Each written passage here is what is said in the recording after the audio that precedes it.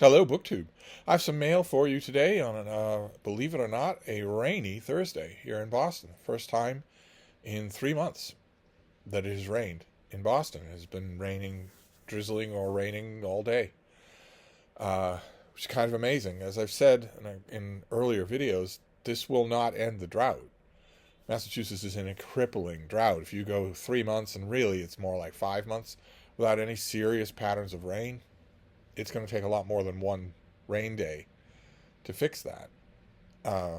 But it's been a welcome change, except for my little dog who hates the rain. So she has had to relearn that her old enemy is back in town.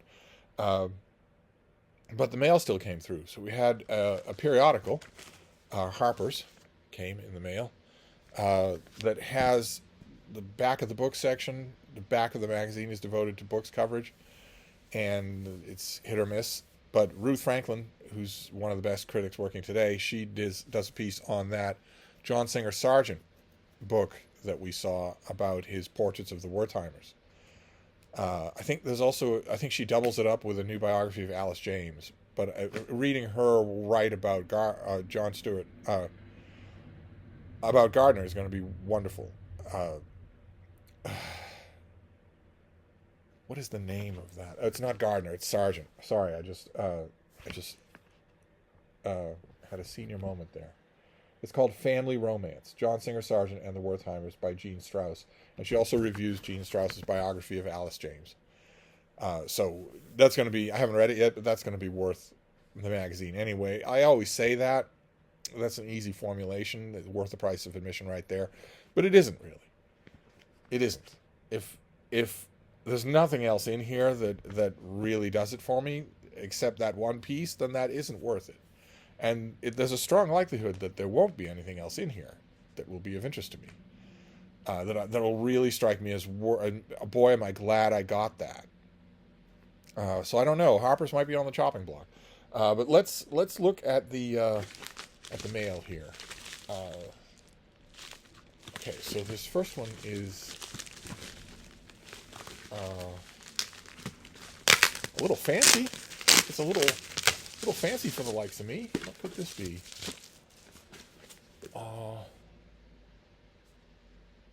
Okay, this comes out in April. It's by Peter Godwin, and it's called Exit Wounds.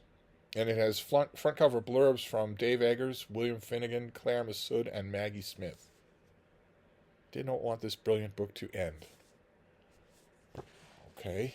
No publicity sheet on this, but let's just read the most personal memoir yet from award-winning writer and former Penn president Peter Godwin about the changing relationship with the three women who shaped his life. Okay.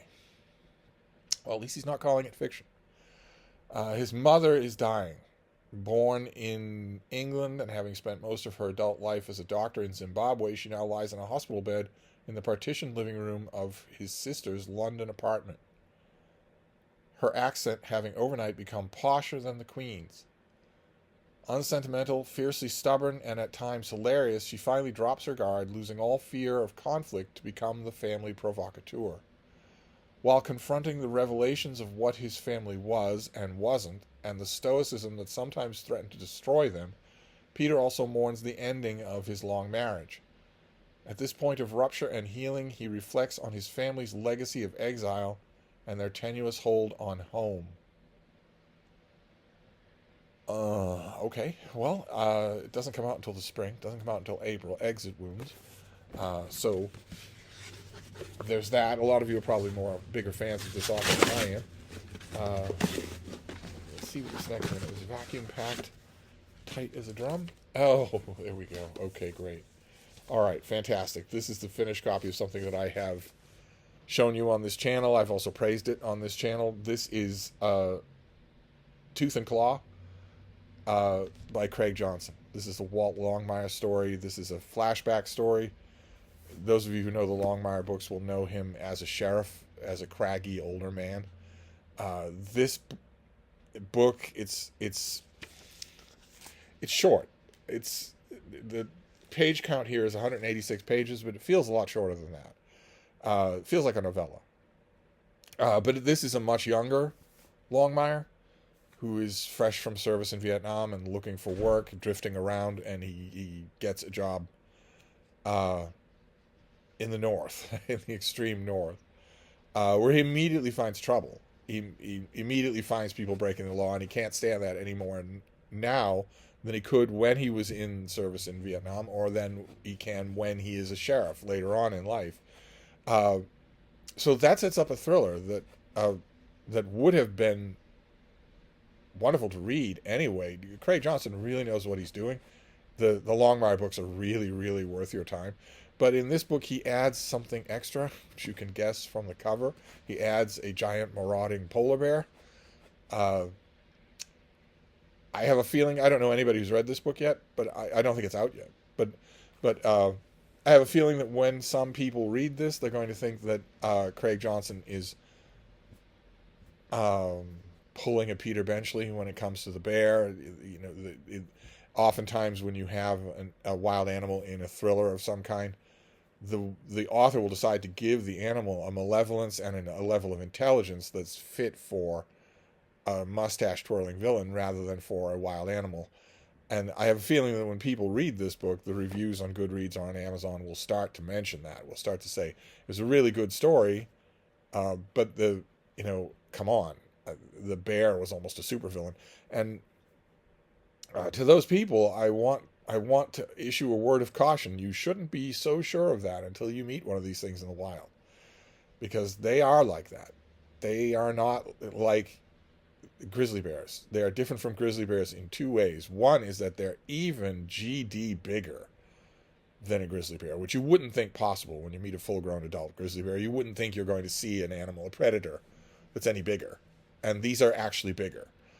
But on top of that, grizzly bears have one note: homicidal rage. That's their one note. That's it. That's all. Mindless homicidal rage. They'll fight each other. They'll eat their own cubs.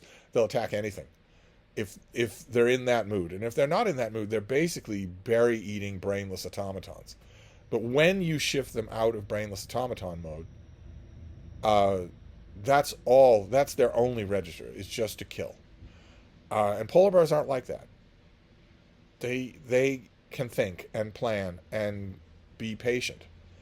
And they also have a disconcerting ability for an animal that dresses out at 10 feet long and 1 ton of solid muscle, which is that they can disappear and reappear at will, seemingly out of thin air. Don't be fooled by the YouTube clips you see of awkward, out of their depth Alaskan polar bears raiding dumpsters behind restaurants and getting all flustered when people show up with flashlights.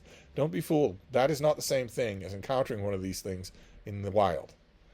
In the wild, they don't act like that. In the wild, they are perfectly patient. They can go a long time on their fat reserves, so they don't need to really worry too much about rushing their plan, about attacking you too soon. So they can wait. And since they can materialize and dematerialize at will, one of these things can suddenly be there, 10 feet away from you, just sitting there, standing there, calmly looking at you. So to me, the bear in the story wasn't all that much of a stretch. Craig Johnson there's one moment between the bear and Walt Longmire. There's one moment that was animal as supervillain, but all the rest of it, no. And also the drama just in general, like I said, even without the bear, this would still be a really effective book. And I don't know that Craig Johnson intended it this way, but it also works as a really good jumping on point for the series. You'll get a lot of sense of who Walt Longmire is and what he cares about before he comes to be the character that you know so well in the later books. So also good. I don't know that it's being billed this way, but it really is a good place to jump on board the series. And then we have the final package here, which is a box. I'm pretty sure will come quietly. Yes. And since there was only one thing that I was waiting for that would come in a box or that would be fairly heavy, and that was that biography of the history of the abdication, downfall, and death of Tsar Nicholas II. That's the one that I was waiting for. So I don't know what this is. Let's see here. Oh. Okay. All right. Well, this has come to the wrong person.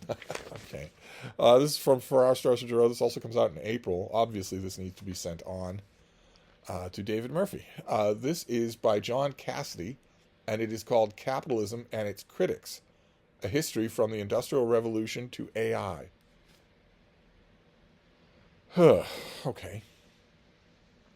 This is a big canvas narrative history of capitalism as told through the eyes, experiences, and ideas of many of its most influential and incisive critics.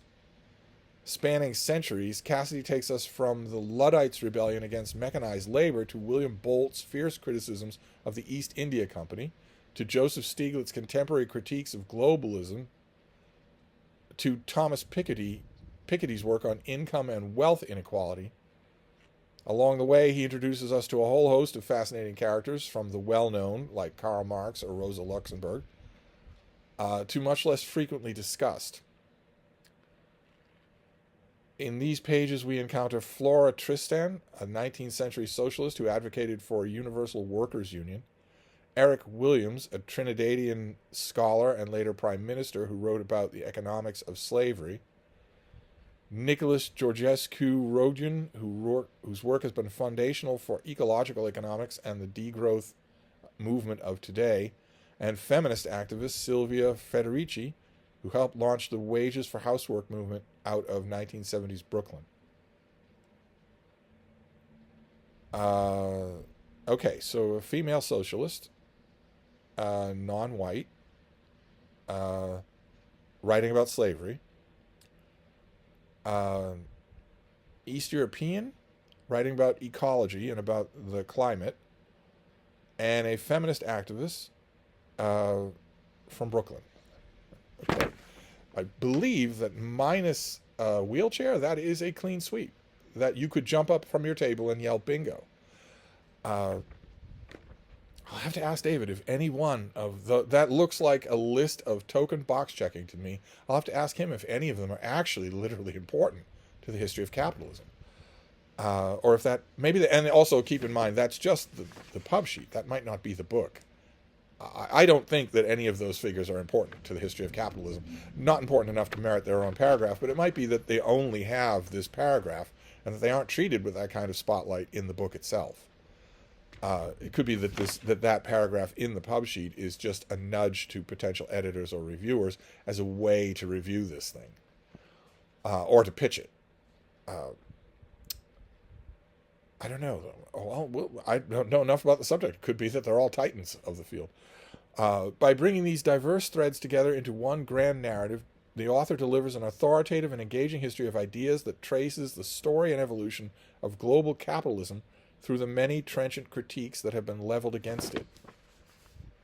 As he shows, many of the debates and criticisms surrounding capitalism today have their antecedents and echoes in the early history of industrial capitalism in the UK, and the full picture of this history and of the system's flaws and recurring crises is essential to understanding where we are today and what may be coming next. Okay. All right. Fantastic.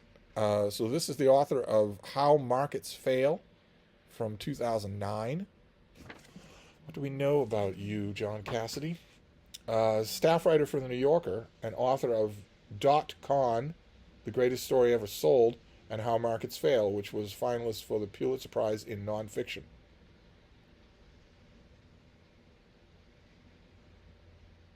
Okay. All right, that's a one-sentence bio note. What about the second sentence that tells me about his qualifications to write about economics? What about that sentence? I mean, a one-sentence bio note is not that long. What about the second one? The second sentence? I guess I'll have to look him up. Or I won't. I'll just mail this on to David. There's no chance that I'm going to write about this. But I have a guy. I have a guy who will write about economics. I got a very nice email from a critic friend of mine, praising David's review of that new translation of Capital by Karl Marx. And David also just recently, I managed to get him to write about World War II, which is not something that should be rare. That should be more common. He should be reviewing every World War II book that I get. Knows the subject really well and did a real good job on James Holland's new book. So anyway, this is not sticking with me, so that'll go in the mail. So we have Capitalism and its critics. Maybe those 4 people are in here. Maybe they're highlighted because they were prominent critics of capitalism. Maybe that's it. But anyway, we have Tooth and Claw by Craig Johnson. I recommend it strongly. This tiny little thing is $25, but it'll be at your library, I'm sure. And don't be intimidated when you open it up and you see the long list of Longmire books at the front, because this will work. This will work for you. None of the events in those books have happened yet in this book. So there aren't any Easter eggs, or barely any. There's, as far as I can tell, there was one thing in the book that is a kind of an Easter egg that will crop up later in the series, but it isn't important. This is a fine place. If you like the way Craig Johnson writes, which is the whole point, that is the whole question, then this would be a fine thing to start with at your library. And then maybe invest in the whole series, because the whole series is really, really good. And then Exit Wounds by Peter Godwin, Memoir, and the new Harpers. So that is it. That is the mail for today.